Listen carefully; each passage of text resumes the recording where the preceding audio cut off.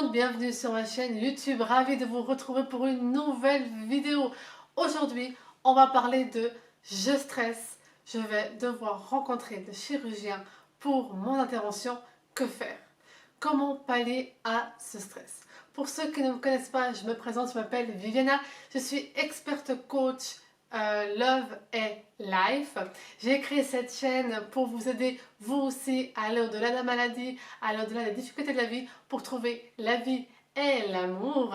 Et surtout grâce au soutien de mes médecins et spécialistes, j'ai pu créer mon livre et créer cette chaîne afin de vraiment vous parler de mon parcours de vie et de mon parcours professionnel dans le domaine de la santé et du social.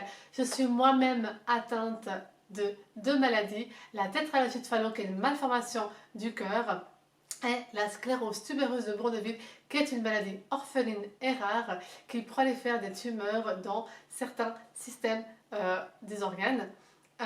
Et c'est pour ça aussi que je voulais vous démontrer et vous parler de mon expertise dans ce domaine, de parler des maladies et de vous donner toutes les astuces et les clés pour aller au-delà et que vous puissiez enfin vivre votre vie pleinement et enlever cette étiquette de malade, vous libérer de toutes ces personnes toxiques et de vivre pleinement votre vie avec vraiment un amour de soi et trouver l'amour et vivre pleinement votre bonheur et réaliser vos rêves. Revenons du coup à la thématique du jour. Aujourd'hui du coup on va parler de ce stress de rencontrer le chirurgien et de savoir que faire, voilà, dans l'impact du stress, que ce soit pour votre enfant ou pour vous-même qui devez subir une intervention, comment du coup faire au mieux pour que ce rendez-vous vous apporte les questions-réponses que vous avez besoin. Comme dit dans l'autre vidéo, je suis abonnée à un groupe sur la tétralogie de Fallot et c'est aussi pour ça que je tenais à faire cette vidéo parce que je vois beaucoup de parents, je vois beaucoup de personnes qui ont malheureusement eu des rendez-vous, on va dire, ratés avec les chirurgiens. Et je trouve que c'est dommage parce qu'en effet, on va mettre la vie de notre enfant entre les mains d'un chirurgien ou notre propre vie dans les bras, enfin, dans les mains d'un chirurgien.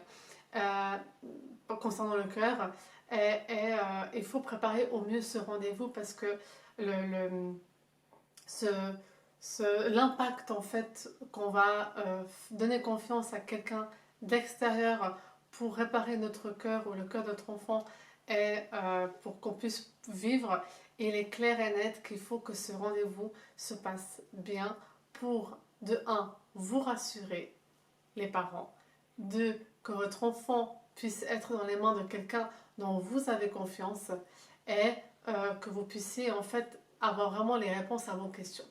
Je vais vous parler de mon expérience de vie parce que j'ai connu 4 opérations à cœur ouvert et ma dernière opération, elle a eu lieu, j'étais déjà dans un âge adulte.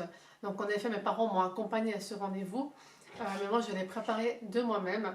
Et voilà ce que j'ai mis en place pour en effet être rassurée par rapport à ce rendez-vous que je savais que, on va dire que les pronostics n'étaient pas très fameux parce que le chirurgien m'a donné 2 mois à vivre avant l'intervention. Ce que moi j'ai fait, c'est que j'ai préparé une lettre, j'ai écrit une lettre que j'ai remis à ce chirurgien que je ne connaissais pas. Donc voilà ce que j'ai fait pour moi, pour me rassurer et avoir mes réponses à mes questions. Donc c'est vrai que j'ai un parcours de vie dans le médical parce que j'ai travaillé aux urgences et puis j'ai beaucoup de connaissances d'anatomie et de physiologie du corps humain. Donc j'avais en fait déjà notion de ce qu'il allait me faire. Mais je voulais qu'il pousse un peu les détails parce que nous savons très bien que les médecins parfois ne nous disent pas tout. Et la vie a fait que, parce que ça fait 31 ans que je suis là-dedans, la vie a fait que les médecins savent qu'avec moi, ils ne peuvent pas me cacher et il faut qu'ils soient sincères avec moi. Donc ce que moi j'ai fait, c'est que je me suis dit, je ne veux pas que ce chirurgien fasse face à un numéro sous la table, enfin sur la table d'opération, à une madame XTL que je dois opérer et basta. Non, je voulais qu'en fait le sensibiliser ce côté humain. Et je crois que c'est la meilleure chose que j'ai fait parce qu'il s'est produit quelque chose au bloc opératoire quand il m'a opéré que je pense que s'il ne serait pas sensibilisé à qui je suis, il n'aurait pas réagi comme ça. Revenons. Donc ce que j'ai fait, c'est que j'ai écrit une lettre qui retrace ma vie. Donc qui je suis, mes rêves, euh, pour qu'en fait ils fassent connaissance avec cette hippie que je suis et que j'ai toujours été depuis ma tendre enfance avec mes 4 opérations à cœur ouvert. Et d'aussi qu'ils voient en fait ce que je souhaite vivre après cette intervention. Deuxièmement, j'ai, comme vous pouvez le voir dans la photo qui va suivre, j'ai peint un cœur en 3D, comme en fait cadeau. On va dire comme un échange. Je vous peins un cœur et je veux que vous réparez mon cœur.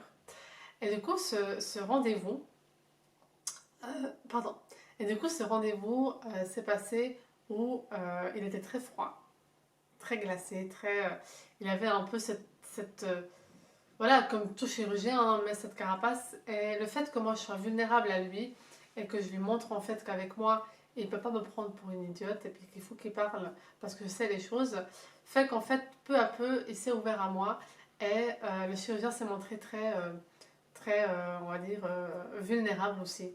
Parce qu'il ne s'attendait pas en fait que je vienne au cabinet avec une lettre et un cadre peint par moi. Et c'est vrai que du coup, il a expliqué ce qu'il allait faire, donc il m'a fait un schéma avec les pourcentages de chances que j'avais de décéder, avec les pourcentages de chances que j'avais d'avoir une hémorragie. Et en fait, il a été très clair avec moi parce que moi, j'étais très claire avec lui. Donc, c'est bien des conseils que je peux vous donner, c'est vraiment de dire les choses et ne pas avoir peur. Parce que vous allez mettre en fait votre vie entre les mains, ou la vie de votre enfant, entre les mains d'un chirurgien. Et si vous n'avez pas un minimum de confiance en lui, si vous n'avez pas un minimum de feeling en lui, c'est pas bon parce que vous devez, pour subir cette intervention, être dans une sérénité. Et le fait que j'ai été comme ça avec lui, le fait que j'étais au clair avec lui, et du coup il était au clair avec moi par rapport au risque que j'encourais de décéder, fait que ma préparation pendant les 2 mois avant l'intervention, et que je le revois la veille de l'intervention, quand il est venu dans la chambre avec toutes les analyses que j'ai faites et les examens qui sont normaux, enfin, là, c'est normal de faire plein d'examens pour qu'il soit sûr comment il va opérer, fait que le jour où il est venu la veille dans ma chambre pour me dire est-ce que vous êtes prête, Yana, à vous faire opérer, et j'ai dit oui, je suis prête, et j'étais sereine parce que je sais que je pouvais lui faire confiance. Et dans la main, il avait mon CD avec tous les examens et il m'a dit je vais encore étudier toute la nuit pour que tout se passe au mieux. Et c'est le plus beau mot qu'il m'a dit. Et d'ailleurs, je me rappelle que je lui ai dit mais il faut quand même vous reposer parce que demain matin, à 7h du matin, c'est moi qui sera sous le billard et je veux pas que vous soyez fatigués. Et voilà comment je trouve que les choses doivent se passer pour que en fait, tout le monde soit rassuré, ainsi que les parents, et pour que l'opération se passe au mieux. Et c'est vrai que l'impact de la lettre a fait que le lendemain, dans l'opération, malheureusement j'ai perdu beaucoup de sang, j'ai perdu plus de 2 litres de sang, et de me faire revenir à la vie a été très difficile. Et je pense que c'est aussi le fait que je n'étais pas en numéro sur la table, c'était Viviana qui était sur la table, et il m'a fait revenir pour la 3e fois. Donc on est toujours qu'à 2 réanimations. Et là, et qu'en fait après on doit prononcer, et voilà, on connaît la chose. Et là en fait il a carrément, en dernier recours, il a branché mon pacemaker à la machine de réa. Et là, je suis revenue à la vie. Et je suis vraiment en gratitude avec lui car c'est aussi grâce à lui que j'ai créé cette chaîne YouTube, de transmettre tout ça à vous, d'être le porte-parole que les miracles existent. Et c'est aussi grâce à lui que et il m'a beaucoup soutenu ce chirurgien, que j'ai écrit mon livre, ma autobiographie sur la vie ne dure qu'un jour, afin que vous aussi vous puissiez aller au-delà de la maladie pour trouver la vie. Et l'amour, on peut trouver le lien ci-dessous de mon livre. Et franchement, si vous faites ce que je vous dis, tout va bien se passer. Et il faut créer ce climat de sérénité entre le chirurgien et vous et votre enfant, ça c'est votre enfant qui s'est opéré, pour que tout se passe au mieux et que une nouvelle vie s'offre à vous. Ciao, ciao.